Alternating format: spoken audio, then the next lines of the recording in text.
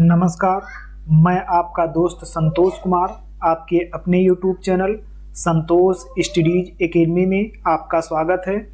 हम लोग आज संविधान में राज्य की नीति के निदेशक तत्व के बारे में पढ़ेंगे, जो सभी प्रतियोगी परीक्षाओं की दृष्टि से एक महत्वपूर्ण टॉपिक है और इससे संबंधित लगभग सभी प्रतियोगी परीक्षाओं में प्रश्न पूछे जाते हैं।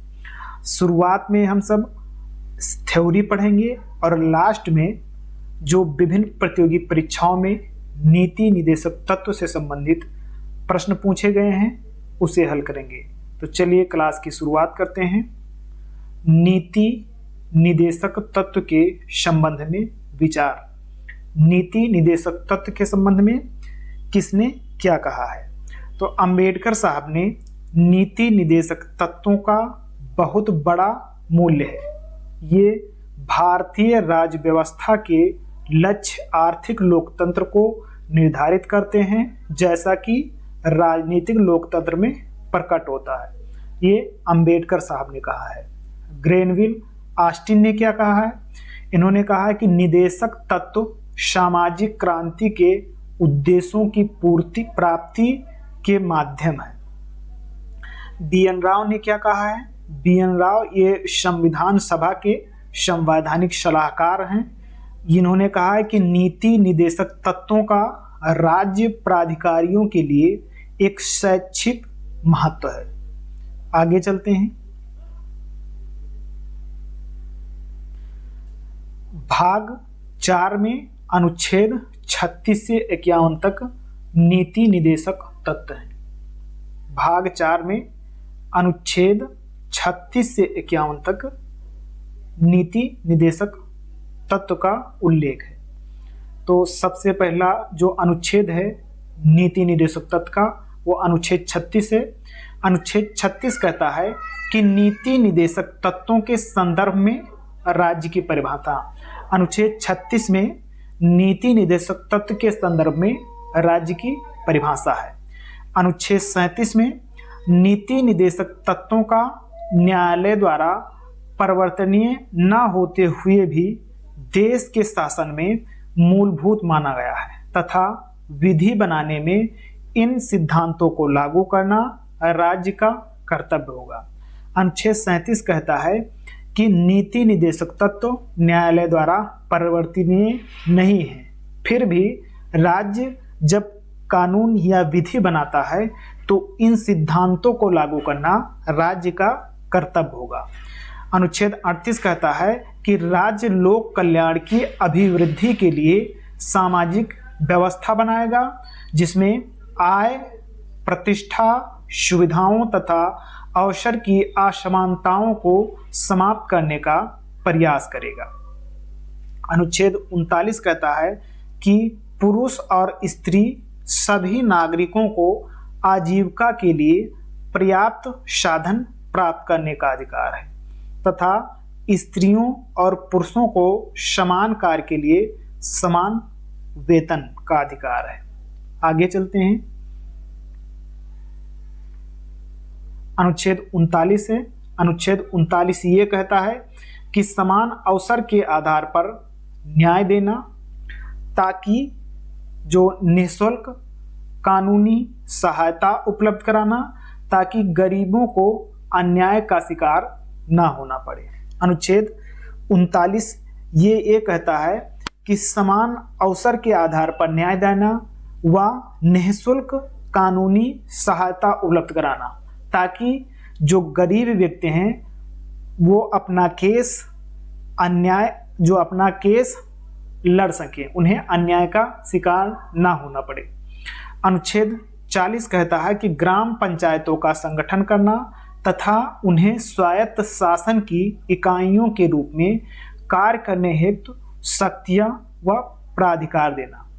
अनुच्छेद 41 कहता है कुछ दशाओं में विशेषता बुढ़ापे, बीमारी, बेरोजगारी व अशक्तता आदि की दशा में काम, शिक्षा तथा लोक सहायता पाने का अधिकार सुनिश्चित करने के लिए राज्य प्रभावी प्रावधान करेगा।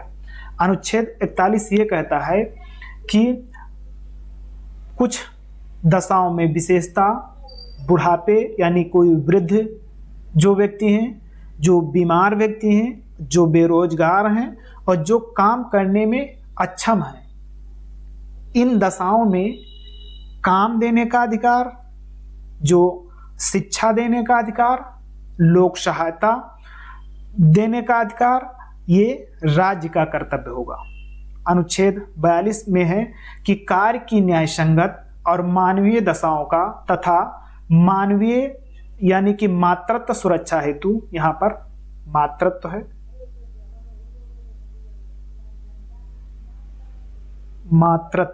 मातृत्व सुरक्षा हेतु सहायता का उपबंध यानी कि प्रसूति सहायता का उपबंध। अनुच्छेद 42 कहता है कि कार्य की न्यायसंगत यानी जो कार्य है वो व्यक्ति के अनुरूप होनी चाहिए, न्यायसंगत होनी चाहिए, जिसमें मानवीय दशाओं का ध्यान रखते हुए और मातृत्व सुरक्षा हेतु सहायता का उपबंध यानी कि जो प्रसूति है यानी कि जो डिलीवरी होती है स्त्रियों की, तो जो वो व्यवस्था है वो सरकार यानी कि राज्य जो है ये उपलब्ध कराएगा मातृत्व सुरक्षा हेतु।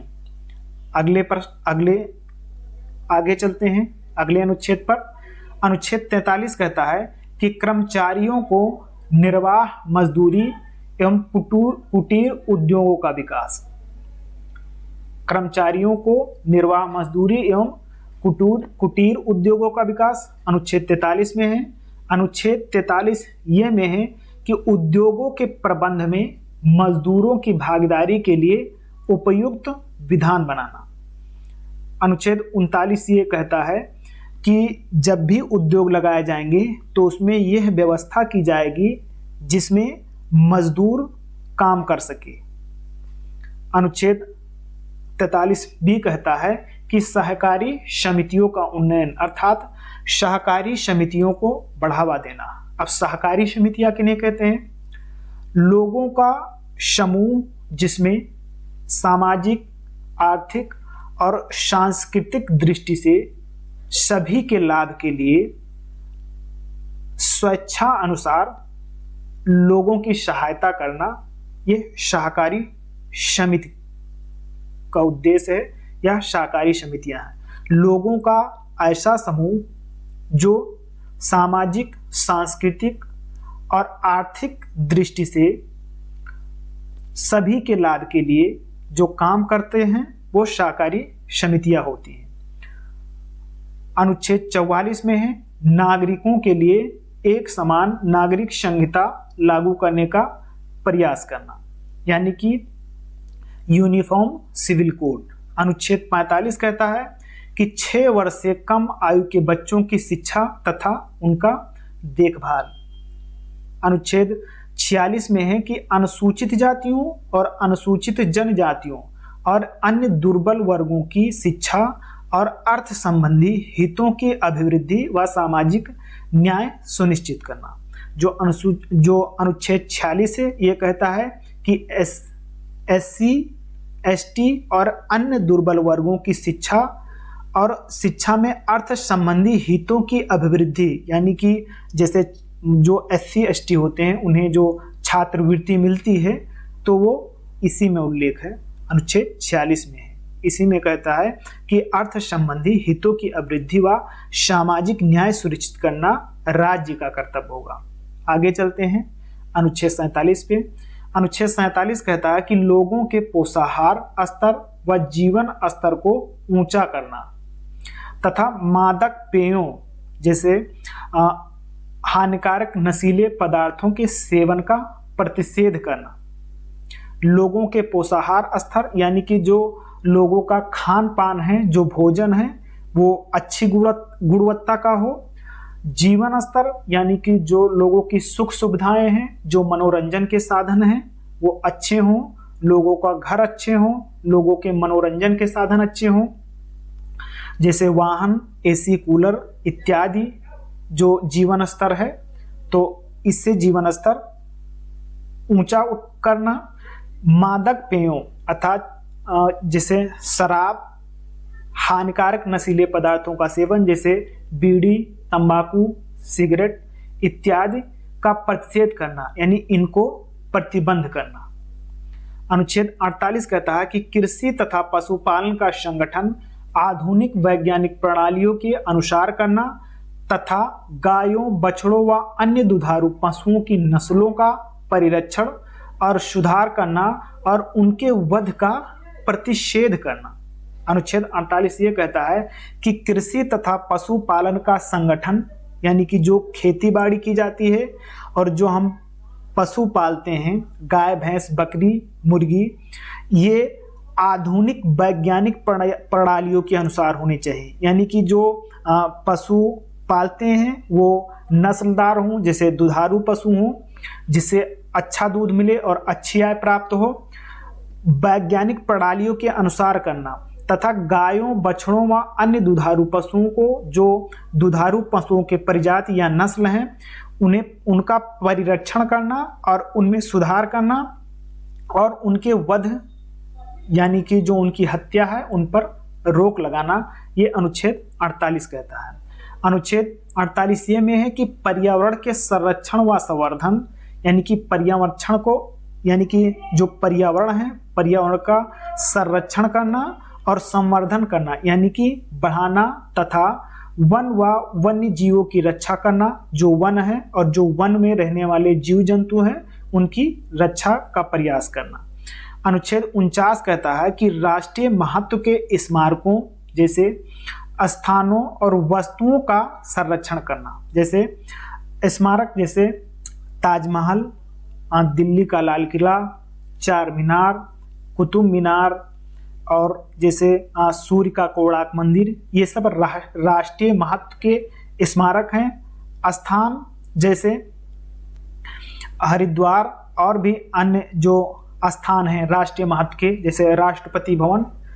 वस्तुओं जैसे जो पुरातन से जो राष्ट्रीय महत्व के वस्तु हैं जो संग्रहालय में रखे गए हैं उनका संरक्षण करना, ये अनुच्छेद 49 में उल्लेख है। यानी कि राष्ट्रीय महत्व के स्मारकों, स्थानों और वस्तुओं का संरक्षण करना, ये अनुच्छेद 49 में है। आगे चलते हैं अनुच्छेद 50 पर। अनुच्छेद 50 कहता है कि राज्य की लोक सेवाओं में कार्यपालिका से न्यायपालिका का पृथक्करण हेतु राज्य द्वारा कदम उठाना। ये जो कार्यपालिका से न्यायपालिका का पृथक्करण है, यानी कार्यपालिका कौन है, जो कार्य करता है, न्यायपालिका कौन है, जो न्याय देता है। कार्यपालिका के अंतर्गत जैसे प्रधानमंत्री और पूरा मंत्रिमंडल, और जैसे सिविल सेवा में अधिकारी, ये कार्यपालिका है क्योंकि इनके द्वारा कार्य किया जाता है। और जो न्यायपालिका है यानी कि सुप्रीम कोर्ट, हाई कोर्ट और अधीनस्थ न्यायालय यानी कि जो जिला न्यायालय हैं, ये न्यायपालिका है। तो कार्यपालिका से न्यायपालिका का पृथक्करण यानी जो कार्यपालिका है इसका प्रभाव न्यायपालिका पर नहीं होना चाहिए, ये अनुच्छेद 50 कहता है। अनुच्छेद 51 में है कि अंतर्राष्ट्रीय शांति एवं सुरक्षा की अभिवृद्धि राष्ट्रों के बीच न्यायसंगत व सम्मानपूर्ण संबंधों तथा अंतर्राष्ट्रीय विवादों को मध्यस्थता से निपटाने के लिए प्रोत्साहन देने का प्रयास करना।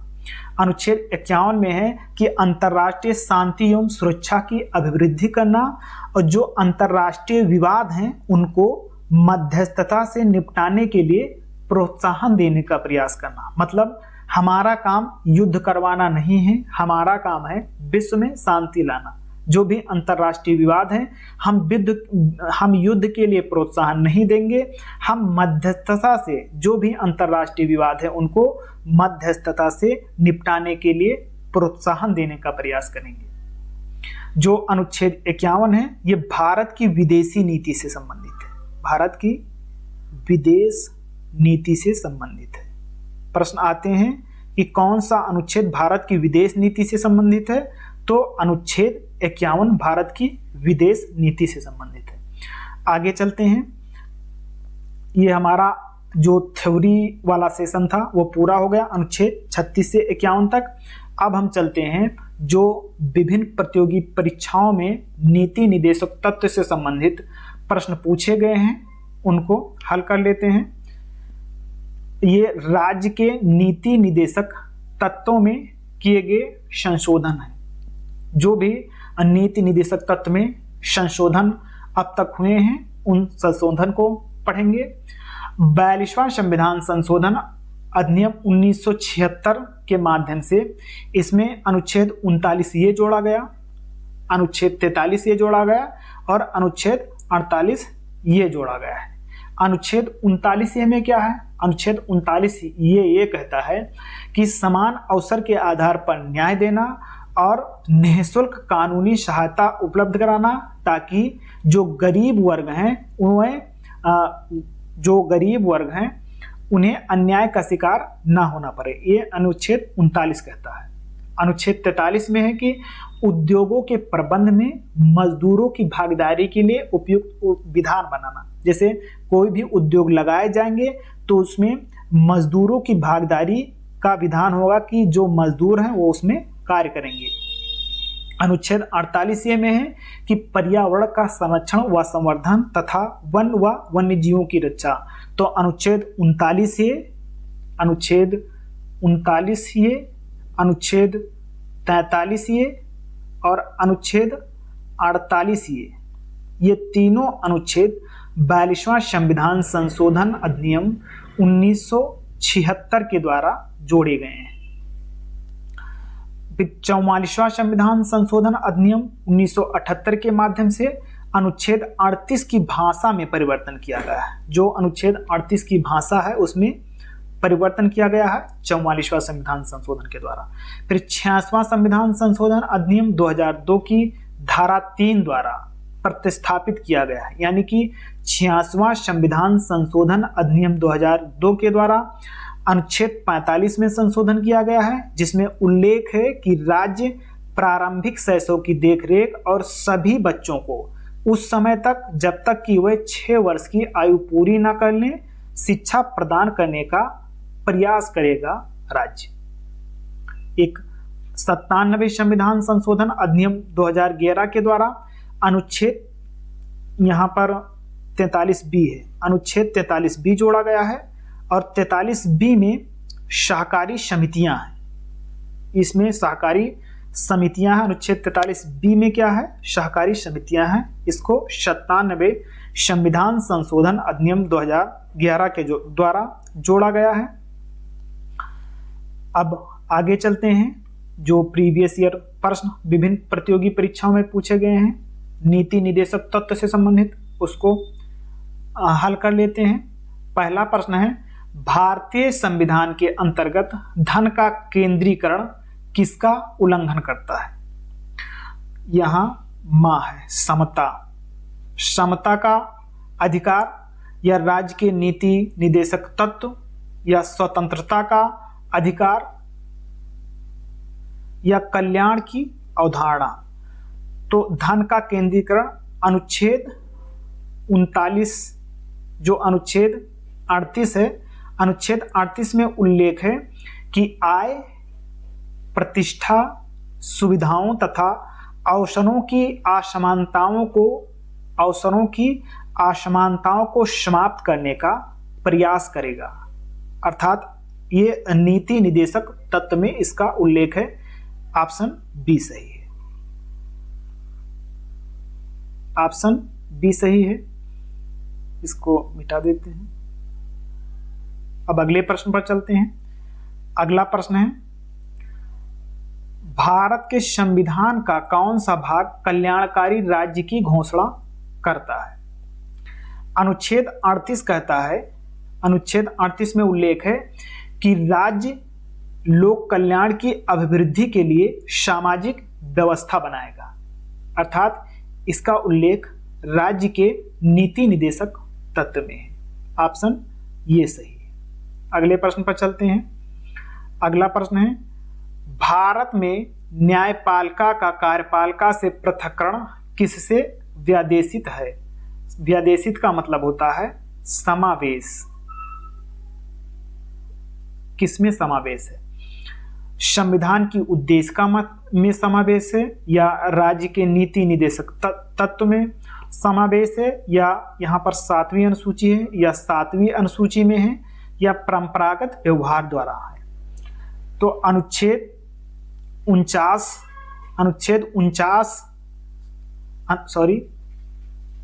50 में इसका उल्लेख है।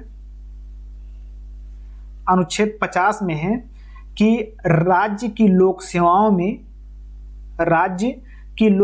में कार्यपालिका से न्यायपालिका का पृथक्करण का उल्लेख है। किसमें? अनुच्छेद 50 में।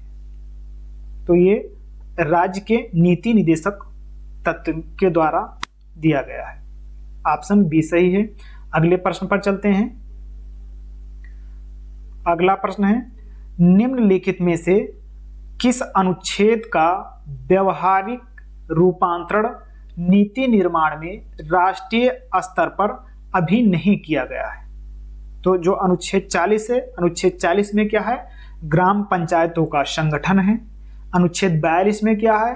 अनुच्छेद 42 में है कि स्त्री प्रसूति सहायता के लिए उपबंध यानी कि कार्य की न्याय संगत तथा जो मानवीय दशाओं का तथा मातृत्व सुरक्षा हेतु सहायता का उपबंध, ये अनुच्छेद 42 में है। अनुच्छेद 47 में है लोगों के पोषाहार स्तर व जीवन स्तर को ऊंचा उठाना और नशीले पदार्थों पर प्रतिबंध लगाना, ये अनुच्छेद 47 में है। अनुच्छेद 44 में है कि नागरिकों के लिए समान नागरिक संहिता लागू करने का राज्य प्रयास करेगा, ये अनुच्छेद 44 में है। तो यानी कि यूनिफॉर्म सिविल कोड यूसीसी, ये अनुच्छेद 44 में है। ऑप्शन डी सही है। जो अनुच्छेद 44 है इसका उपयोग नीति निर्माण में राष्ट्रीय स्तर पर नहीं किया गया है। भारत का एकमात्र राज्य गोवा है जहां अनुच्छेद 44 यानी कि नागरिकों के लिए समान नागरिक संहिता लागू है और किसी भी राज्य में लागू नहीं है।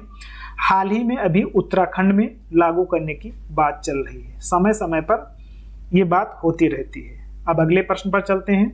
अगला प्रश्न है, हाल ही में 3 तलाक मुद्दे को लेकर भारतीय संविधान में वर्णित नीति निदेशक तत्व के किस अनुच्छेद के राष्ट्रीय स्तर पर व्यवहारिक प्रयोग की बातें जोरों पर हैं? अनुच्छेद 42 है। अनुच्छेद 42 में क्या है कि जो स्त्री प्रसूति हेतु सहायता का उपबंध अनुच्छेद 42 में है। अनुच्छेद 43 में है कि कर्मचारियों को निर्वाह मजदूरी तथा कुटीर उद्योगों का विकास है। अनुच्छेद 44 में नागरिकों के लिए समान नागरिक संहिता यानी कि यूनिफॉर्म सिविल कोड। अनुच्छेद 45 में है कि 6 वर्ष से कम आयु के बच्चों की शिक्षा तथा उनका देखभाल। तो ऑप्शन सी सही है। अनुच्छेद जो 44 है ये 3 तलाक मुद्दे को लेकर भारतीय संविधान में जो नीति निदेशक तत्व के अंतर्गत यही अनुच्छेद आता है जिस पर राष्ट्रीय स्तर पर अभी व्यवहारिक रूप से बातें जोरों पर प्रयोग लागू करने के लिए। ऑप्शन सी सही है। आगे चलते हैं। अगला प्रश्न है, कुटीर उद्योगों के विकास संबंधी सलाह किस अनुच्छेद के तहत है? अनुच्छेद 42 में क्या है? हमने अभी पढ़ा है कि कार्य की न्याय संगत तथा मानवीय दशाओं का तथा मातृत्व सुरक्षा हेतु सहायता का उपबंध अनुच्छेद 42 में है। प्रसूति सहायता। अनुच्छेद 43 में है कि कुटीर उद्योगों का विकास यानी कर्मचारियों के लिए निर्वाह मजदूरी तथा कुटीर उद्योगों का विकास अनुच्छेद 43 में है। तो यही पूछ रहा है कि कुटीर उद्योगों का विकास संबंधी सलाह किस अनुच्छेद में दिया गया है? तो अनुच्छेद 43 में दिया गया है। ऑप्शन बी सही है।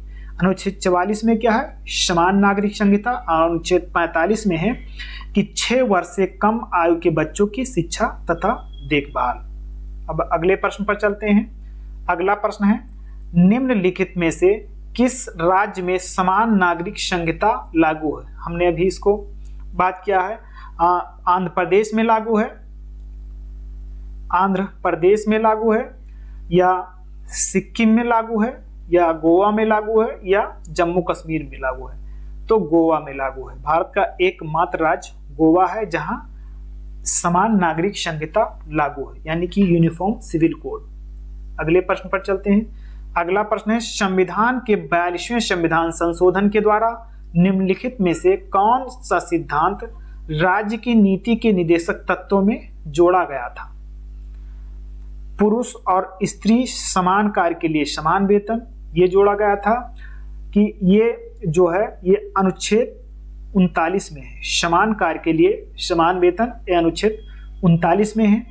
उद्योगों के प्रबंध में कर्मकारों की सहभागिता ये 43 ये में है।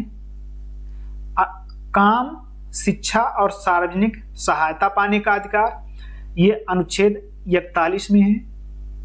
श्रमिकों के लिए निर्वाह योग्य वेतन एवं काम की मानवीय दशाएं, श्रमिकों के लिए निर्वाह योग्य वेतन ये भी अनुच्छेद 43 में है।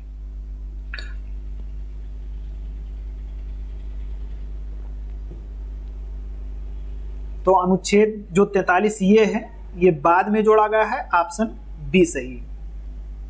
जो भी अनुच्छेद जोड़े गए हैं उन्हें अल्फाबेट के रूप में प्रस्तुत किया गया है, जिसे ये बी सी डी इस तरीके से किया गया है। तो अनुच्छेद जो 43 ये है ये बाद में जोड़ा गया है।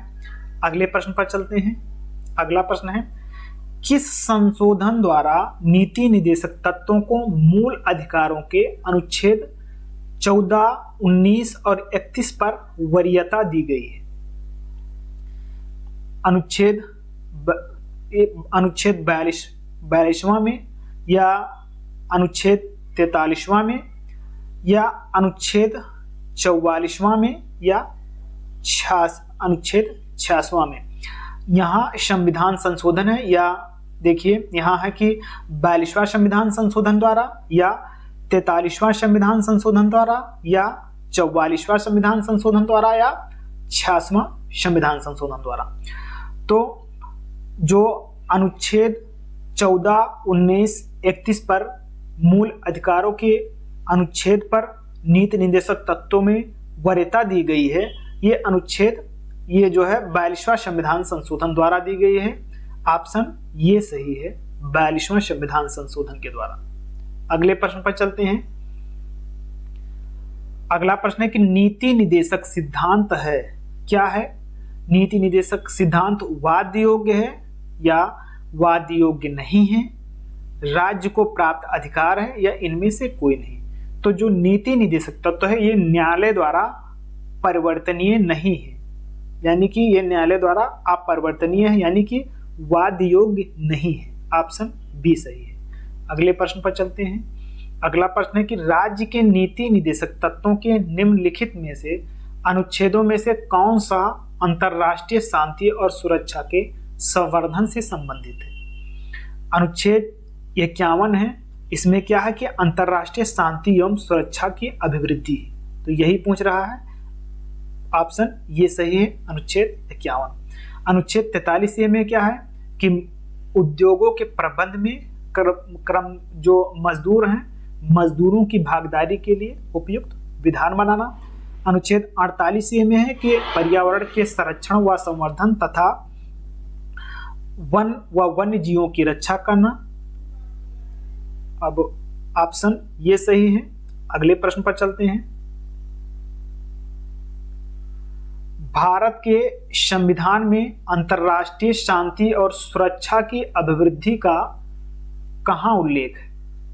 भारत के संविधान में जो अंतर्राष्ट्रीय शांति और सुरक्षा की अभिवृद्धि है उसका उल्लेख संविधान की उद्देशिका में है या नीति निदेशक तत्व में है या मूल कर्तव्यों में है या नवीं अनुसूची में है? तो इसका उल्लेख अनुच्छेद 51 में है। अनुच्छेद 51 किसके अंतर्गत आता है? नीति निदेशक तत्व के अंतर्गत आता है, अर्थात ऑप्शन बी सही है। अब अगले प्रश्न पर चलते हैं। अगला प्रश्न है, निम्नलिखित में से कौन एक नीति निदेशक तत्व का उद्देश्य नहीं है? क्या नहीं है? कि एक कल्याणकारी राज्य की स्थापना करना, ये अनुच्छेद 38 में इसका उल्लेख है। आगे है कि सामाजिक आर्थिक न्याय को सुनिश्चित करना, इसका भी अनुच्छेद 38 में उल्लेख है। एक धार्मिक राज्य की स्थापना करना, ऐसा कहीं भी नहीं लिखा है। और एक धर्मनिरपेक्ष राज्य की स्थापना करना, यह भी बात सही है।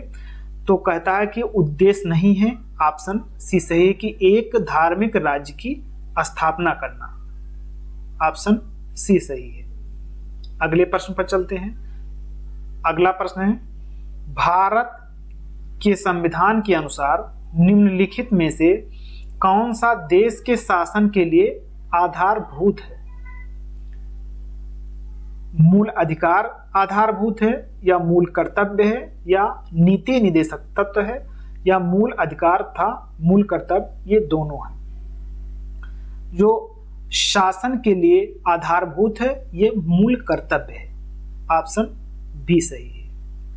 जो मूल कर्तव्य है इसे रूस से लिया गया है, और मूल संविधान में जो मूल संविधान था उसमें मूल कर्तव्य नहीं थे। मूल कर्तव्य को अनुच्छेद 51 ये के अंतर्गत सरदार स्वर्ण सिंह समिति के सिफारिश पर 42वां संविधान संशोधन अधिनियम 1976 के द्वारा जोड़ा गया है, और प्रारंभ में 10 मूल कर्तव्य जोड़े गए। और 11वां जो मूल कर्तव्य है, 11वां मूल कर्तव्य 86वां संविधान संशोधन अधिनियम 2002 के द्वारा जोड़ा गया, और वर्तमान में कुल 11 मूल कर्तव्य हैं। कितने हैं? 11 मूल कर्तव्य हैं अनुच्छेद 51 ये के अंतर्गत। अब अगले प्रश्न पर चलते हैं। अगला प्रश्न, निम्नलिखित में से कौन सा एक राज्य का नीति निदेशक सिद्धांत संविधान में बाद में जोड़ा गया है? जो ग्राम पंचायतों का संगठन है ये ग्राम पंचायतों का संगठन अनुच्छेद 40 में है। गोवध निषेध अनुच्छेद 48 में है। अनुच्छेद 48 क्या कहता है? अनुच्छेद 48 कहता है कि कृषि तथा पशुपालन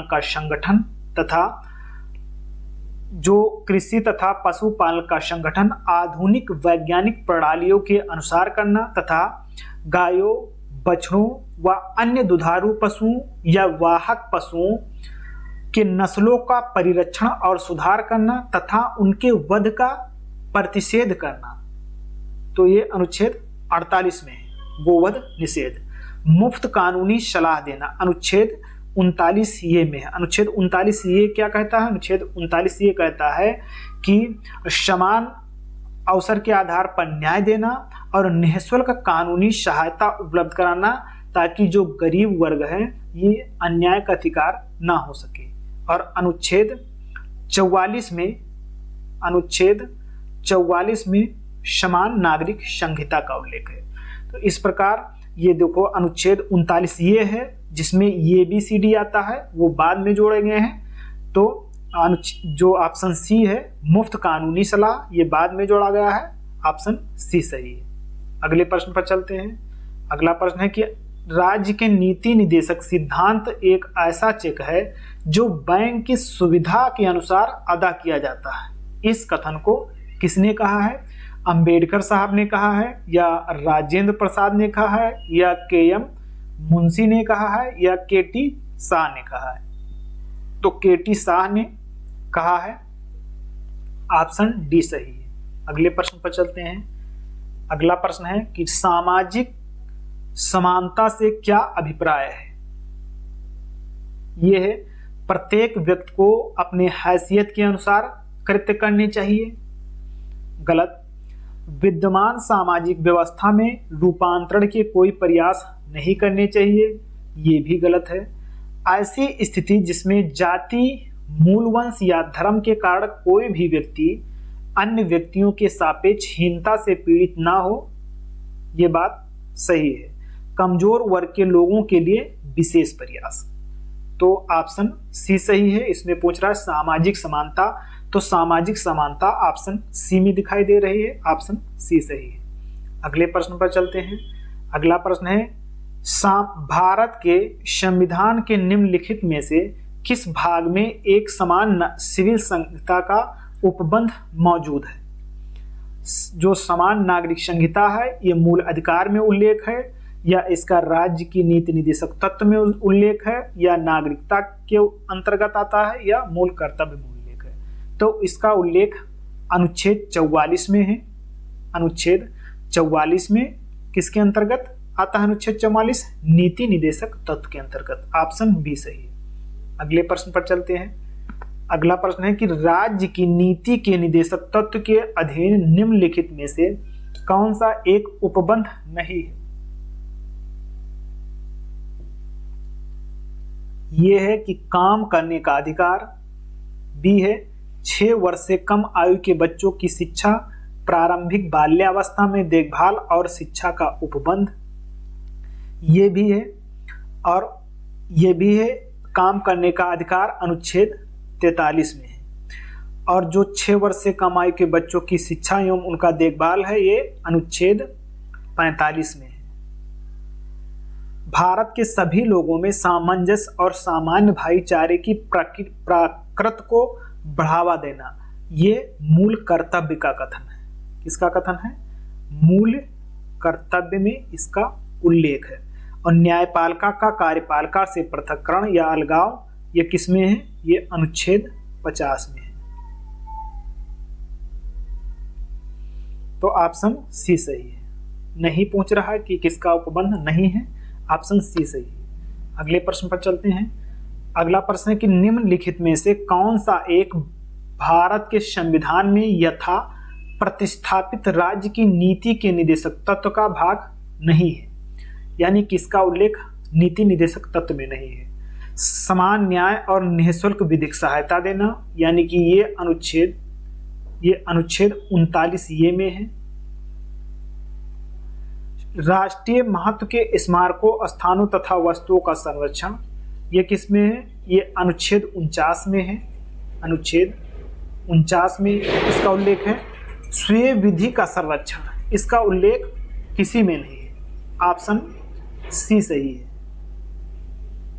और न्यायपालिका को कार्यपालिका से जो अलग करना है ये अनुच्छेद 50 में है।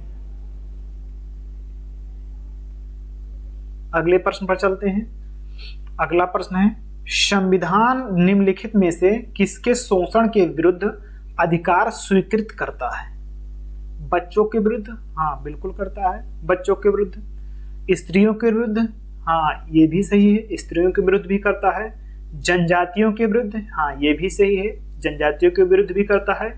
जो दलितों के विरुद्ध, इसका प्रत्यक्ष रूप से संविधान में उल्लेख नहीं है, ये इन्हीं के अंतर्गत आता है। तो ऑप्शन जो 1, 2 और 3, 1, 2 और 3, केवल जो 1, 2, 3 है ये ऑप्शन ये के अंतर्गत आता है।